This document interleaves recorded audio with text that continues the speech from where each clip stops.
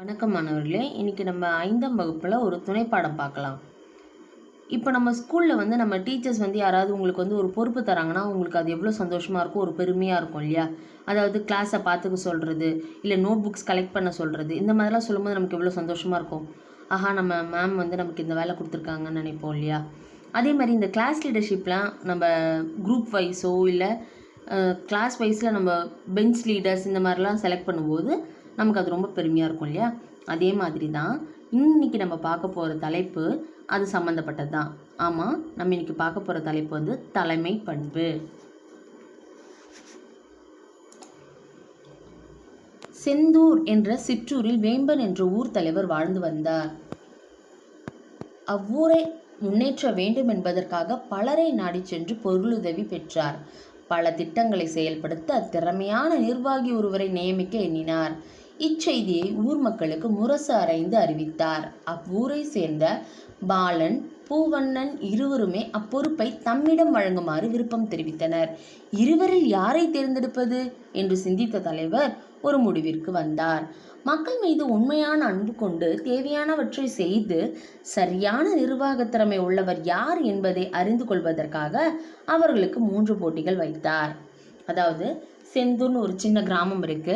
அதில் அந்த கிராமத்துடைய தலைவர் யாருன்னு கேட்டால் வேம்பன். அவர் தான் அந்த ஊர் தலைவர்.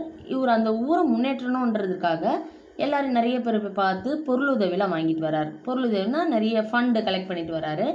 அவங்களுடைய ஊருக்கு இந்த மாதிரி நிறைய நல்ல திட்டங்கள்லாம் செய்யணுன்றதுக்காக ஒரு திறமையான நிர்வாகி, அதை அசஸ் பண்ணுறதுக்கு ஒரு திறமைசாலி ஒருத்தர் வேணும் அப்படின்னு சொல்லி யோசிக்கிறார். இந்த செய்தியை மக்களுக்கும் தெரிவிக்கிறார். முரசறைந்து தண்டுரா போட்டு சொல்கிறாங்க. அந்த ஊரை சேர்ந்த பாலன், பூவணன் 2 பேர் மட்டும் அவர் கேட்குற அந்த நிர்வாக பொறுப்புக்கு நாங்கள் 2 பேரும் நான் வரேன் அப்படின்னு சொல்லி 2 பேருமே சொல்கிறாங்க. இப்போது யாருன்னா ஒருத்தவங்க வந்தால் செலக்ட் பண்ணலாம். இப்போ 2 பேர் வந்திருக்காங்க. இவங்களை எப்படி செலக்ட் பண்ணுறதுன்னு அவருக்கு ஒரே குழப்பம். அப்புறம் ஒரு முடிவுக்கு வர்றார். ஓகே, மக்கள் மீது உண்மையான அன்பு, தேவையானவற்றை செய்து கொடுக்கறது, அதாவது மக்கள் மீது அன்பு கொண்டு அவங்களுக்கு தேவையானது என்னன்றதை புரிஞ்சு செஞ்சு சரியான நிர்வாக திறமை யார்கிட்ட இருக்கோ அவங்களுக்கு தான் இந்த பொறுப்பை வழங்கணும். அதுக்காக அவர் 3 போட்டிகள் வைக்கிறார். என்னென்ன போட்டிகள்னா,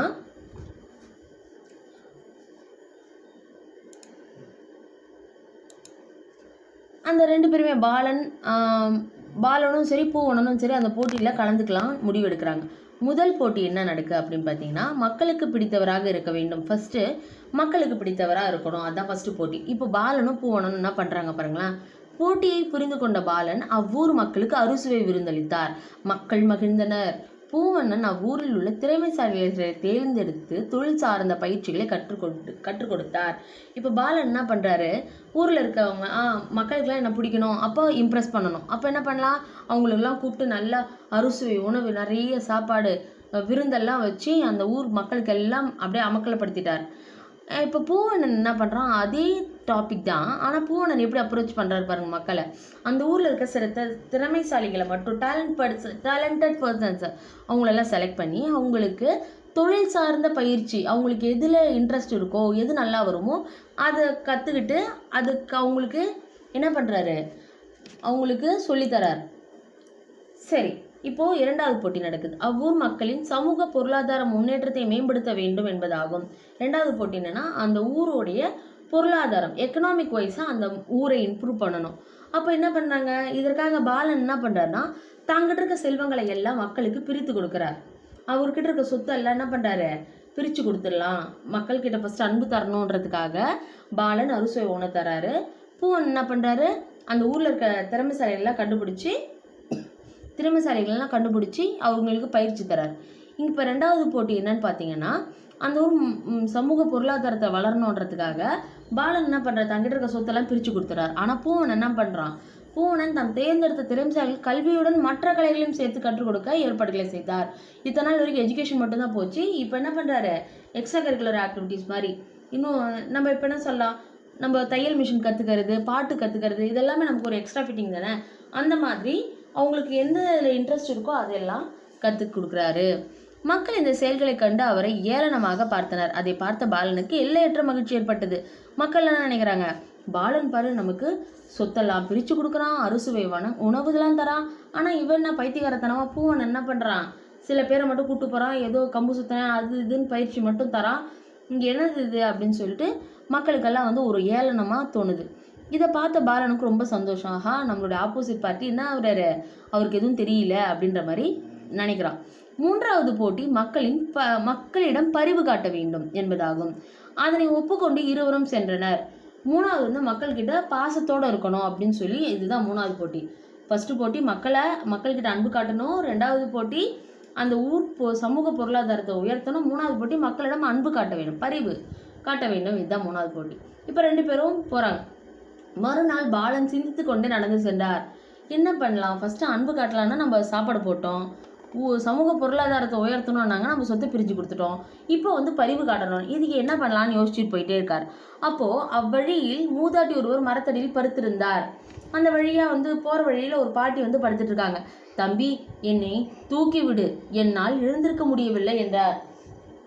என்ன சொல்கிறாங்க, தம்பி என்னை கொஞ்சம் தூக்கி விடுப்பா. பாலனை பார்த்து அந்த பாட்டி கூப்பிட்றாங்க. என்னால் எழுந்திருக்க முடியல அப்படின்னு சொல்கிறாங்க.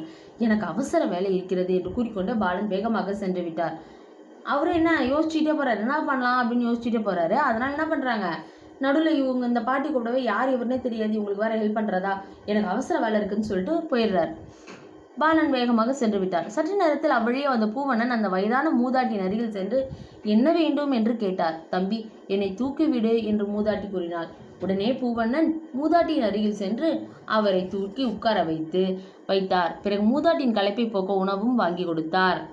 இப்போ என்ன ஆகுது, பாலன் வந்து என்னால் தூக்கலாம் முடியாதுன்னு சொல்லிட்டு போயிடுறான். இப்போ பூவன் என்ன பண்ணுறான், அந்த பாட்டியை தூக்கி என்ன வேணும்னு கேட்டு தூக்கி விட்டு அவரை உட்கார வச்சு அவங்களுக்கு சாப்பாடு தண்ணி எல்லாம் வாங்கி கொடுக்குறாங்க. மறுநாள் ஊர் மக்கள் முன்னிலையில் நிர்வாக பதவி யாருக்கு கிடைக்கப் போகிறது என்பதை அறிவிக்க ஊர் தலைவர் கூட்டம் கூட்டப்பட்டது. இப்போ ஃபைனலாக வந்து கிராண்ட் ஃபினாலே வந்துருச்சு. அதாவது என்ன பண்ணுறாங்க, யார் இப்போ வந்து ஊர் தலைவர் அப்படின்றதுக்கு சொல்கிறதுக்கான நேரம் வந்துருச்சு. அதனால் என்ன பண்ணுறாங்க, எல்லாரையும் மக்கள் எல்லாம் கூடுறாங்க. இப்போ பாலன் ஜெயிக்க போகிறாரா பூவணன் ஜெயிக்க போகிறாரான்னு ஒரு குழப்பம். மக்களில் பெரும்பாலும் பாலனே நிர்வாக பதவிக்கு தகுதியானவர் என முணுமுணுத்தனர். பூவணன் அமைதியாக நின்றிருந்தார்.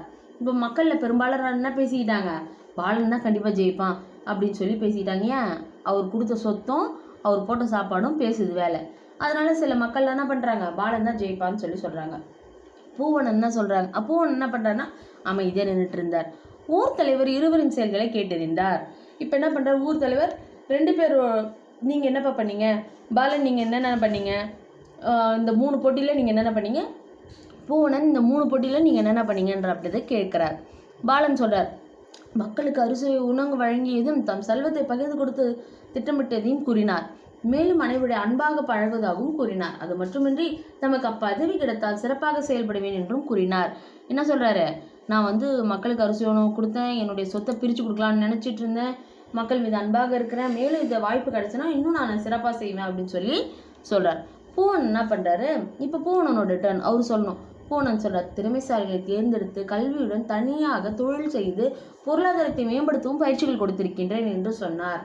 இப்போ பூவன் என்ன சொல்கிறான்னா, நான் இந்த ஊரில் இருக்க டேலண்டட் பர்சன்ஸை நான் செலக்ட் பண்ணி அவங்களுக்கு எஜுகேஷன் கூட நிறைய எக்ஸ்ட்ரா கரிக்குலர் ஆக்டிவிட்டீஸும் கற்றுக் கொடுத்துருக்கேன். இதன் மூலயமா அவங்களுடைய பொருளாதாரமும் மேம்படும். ஸ்பெஷல் இது கொடுத்துருக்கேன். அதனால் அவங்களுக்கு என்ன ஆகும், சம்பாதிக்கிற தன்மையும் ஜாஸ்தியாகவும் அதனை ஆட்டோமேட்டிக்காக அந்த ஊருடைய பொருளாதாரமும் மேம்படும். மேலும் மற்ற கலைகளையும் கற்றுத்தர ஏற்பாடு செய்திருக்கின்றேன் என்றார். இவ்விருதுவரின் கருத்துக்களை கேட்ட ஊர் தலைவர், மக்களின் இப்போதைய தேவைக்கு பாலனால் வழங்கப்படும் அறுசுவை உணவும் செல்வமும் பயன்படலாம். அதை பகிர்ந்து கொடுக்க நினைத்ததில் மகிழ்ச்சி. ஆனால் எதிர்கால தேவை மக்களின் முன்னேற்றம், சமூக முன்னேற்றத்துக்கு கல்வி அறிவு இன்றியமையாதது. அதனால் இந்த நிர்வாக பதவிக்கு ஏற்றவர் பூவண்ணனே என்று கூறினர். மக்களிடம் சலசலப்பு ஏற்பட்டது. அவர் கூறியதை மக்கள் ஏற்றுக்கொள்ள தயங்கினர். அதை புரிந்து கொண்ட ஊர் தலைவர், சற்று பொறுத்திருங்கள், இதோ வருகிறேன் என்று கூறி சென்றார். இப்போ என்ன ஆகுதுன்னா, ஊர் தலைவர் 2 பேர் பாலன் சொன்னது பூவண்ணன் சொன்னதையும் கேட்டுட்டு கடைசியில் யாருக்கு ஜட்ஜ்மெண்ட் தராருன்னா, இல்லை பூவண்ணனுக்கு தான் நம்ம வந்து கொடுக்கணும். ஏன்னா பாலன் கொடுத்தது வந்து இப்போதைய காலகட்டத்தை வந்து ஓட்ட முடியும். ஆனால் இதுவே பூவண்ணன் பண்ணதெல்லாம் பார்த்தீங்கன்னா ஃப்யூச்சர் பிளானுக்கும் உதவுற மாதிரி இருக்குது. யார் காலையும் யாரும் போய் யாரோட தயவில் வாழ தேவையில்ல, அவங்கவுங்க சொந்த காலில் நிற்கலாம். அந்த மாதிரி ப்ராக்டிஸ் கொடுத்துருக்கார் பூவண்ணன். அதனால் இந்த நிர்வாக பதவிக்கு பூவண்ணன் தான் கரெக்டுன்னு சொல்லவே இது மக்களுக்கு வந்து ஏற்றுக்க முடியல. சரி இருங்க, கொஞ்ச நேரம் இருங்க, அதை வரேன்னு சொல்லிட்டு அவர் எழுந்து வேம்பன் எழுந்து போயிடுறார் ஊர் தலைவர். சிறிது நேரம் கழித்து பாலன் பூவணனிடம் உதவி கேட்ட மூதாட்டி, இவங்க தான் அந்த மூதாட்டி, தள்ளாடிபடியே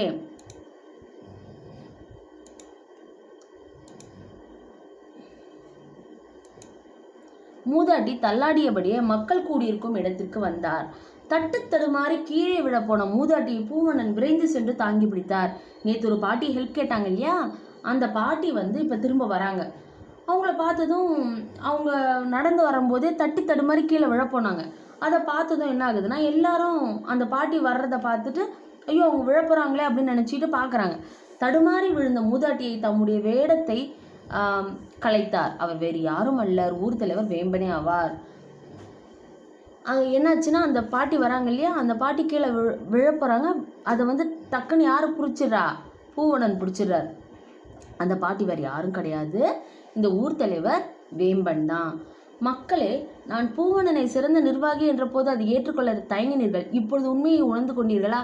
எதிர்கால சிந்தனை, சமூக பொருளாதார முன்னேற்றம், மக்களிடம் பரிவு காட்டும் தன்மை, இவை அனைத்தையும் பெற்றவரே சிறந்த நிர்வாகி திறமையுடையவர் என்றார் ஊர் தலைவர்.